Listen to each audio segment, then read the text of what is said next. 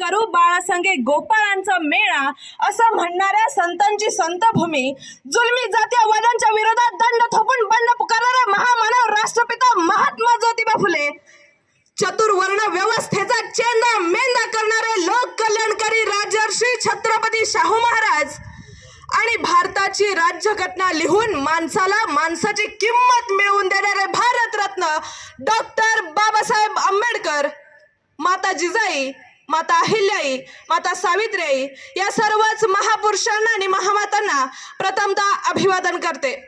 श्रोते हो, ज्यावेळी या भूमीमध्ये धर्म अधर्माचा मुखवटा एक होऊ लागला होता, पाप पुण्याचं व्यापारीकरण सुरू झालं होतं, अनेक वर्षांपासून चतुर्वर्ण व्यवस्थेखाली समाज पूर्णपणे दबला गेलेला होता।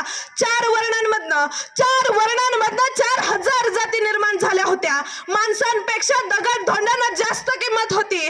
नदीतल्या गोट्यांना गोट्यातल्या शेणाला आणि भोजनाच्या पंक्तीला भलताच भाव आलेला होता। सामान्य माणसांच्या, कष्टकऱ्यांच्या आणि अस्पृश्यांच्या अंगावरती कोड आलेले होते।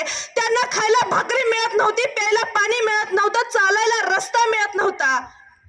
1 रुपयाचं नाणं एका ताटाप्रमाणे वाटत होतं आणि या सामान्य माणसांची ही अशी परिस्थिती निर्माण झालेली असताना इथल्या गोरगरिबांच्या व्यथा, वेदना आणि अश्रू यांची सल इथल्या नियतीला लागायला लागते आणि मग इथल्या गोरगरिबांचा कोंडलेला श्वास मोकळा करण्यासाठी एका महापुरुषाने जन्म घेतला आणि त्या महापुरुषाने इथल्या व्यवस्थेच्या छाताडावरती पाय ठेवून हजारो वर्षांपासून निर्माण झालेल्या विकारांच्या दऱ्या मुजवत विचारांचं वटवृक्ष निर्माण करण्याचं काम केलं। त्या महापुरुषाचं नाव म्हणजे बुद्धी सम्राट डॉक्टर बाबासाहेब आंबेडकर। मित्रांनो, बाबासाहेब म्हणजे नेमकं काय हे सांगताना आचार्य अत्रे असं म्हणतात, बाबासाहेब म्हणजे मूर्तिमंत बंड, बाबासाहेब म्हणजे जुलमाविरुद्ध उद्गारलेली वज्राची मूठ होय, बाबासाहेब म्हणजे जातीभेदावर आणि विषमतेवर सोडलेलं चक्र होय, बाबासाहेब म्हणजे धर्ममार्तंडांच्या वर्णवर्चस्वाचा कोतळा फोडून त्यांची आतडी बाहेर काढणारं वाघनख होय।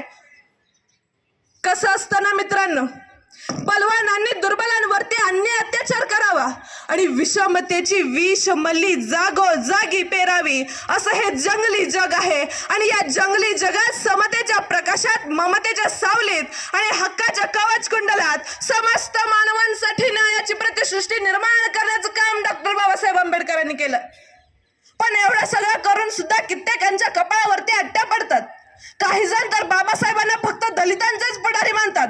पण लक्षात घ्या, बाबासाहेब हे कोणत्याही जाती धर्माचे नसून ते सदैव भारत देशाचे नेते होते आणि म्हणूनच त्यांनी स्वतः भारताची राज्यघटना लिहिली आणि त्यामुळे तर अमेरिकेसारख्या प्रगत देशात सुद्धा महिला राष्ट्राध्यक्ष बनू शकल्या नाहीत, पण भारतामध्ये पंतप्रधान पदावरती इंदिरा गांधी, राष्ट्रपती पदावरती प्रतिभाताई पाटील आणि लोकसभेच्या सभापती पदावरती सुमित्रा महाजन बसू शकल्या। हीच तर बाबासाहेबांनी लिहिलेल्या राज्यघटनेची ताकद आहे मित्रांनो। देशातील सर्व जाती, धर्म, पंथ, लिंगभेद इत्यादींपासून संरक्षण देणारी राज्यघटना ही बाबासाहेबांनी लिहिली गेली आहे। समाजाची पुनर्रचना ही समता, स्वातंत्र्य, बंधुता आणि न्याय व्यवस्था या तत्वांवर व्हायला हवी।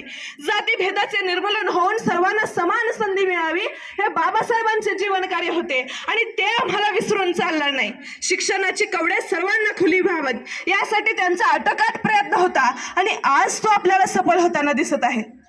खरं तर बाबासाहेबांनी भारतीय संस्कृती व विचारधारा विचारात घेऊन रात्रंदिवस काम करून एक उत्तम, आदर्श व लवचिक ग्रंथ, त्या स्वतः आजारी असताना देखील 2 वर्ष 11 महिने 17 दिवस सातत्यानं समतोल विचारांची कल्याणकारी संविधान या देशाला अर्पण केले आहे।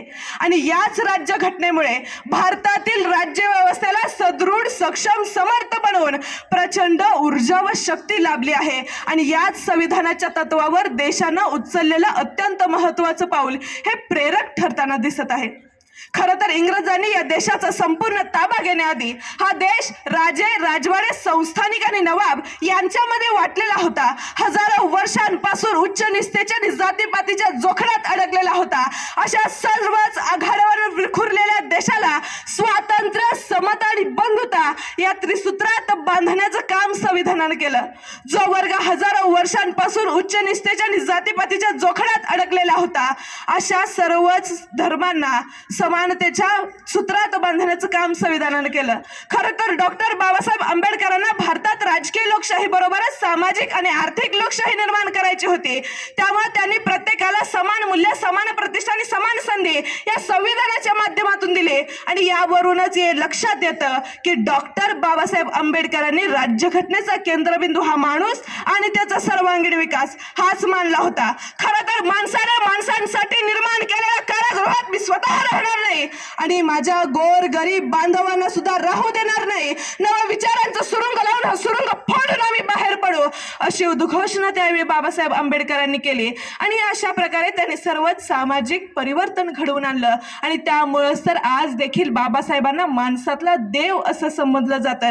याचं कारण असं आहे की बाबासाहेब हे असे भूमिपुत्र होते ज्यांना मातृभूमीला बसणाऱ्या चटक्यांची जाण होती आणि त्यांच्या ओठांवर देशाच्या प्रगतीची गीता होती. आणि त्यामुळेच प्रत्येक भारतीय तरुणांना बाबासाहेबांच्या विचारांचा वसा आणि वारसा पुढे नेण्याची गरज आहे.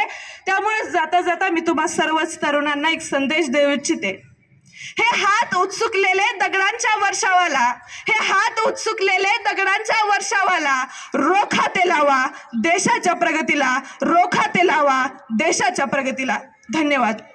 इथं बोलण्याची संधी दिल्याबद्दल मी सर्व शिक्षक, शिक्षकेतर कर्मचारी आणि संस्थेचे संस्थापक या सर्वांचेच आभार मानते. धन्यवाद.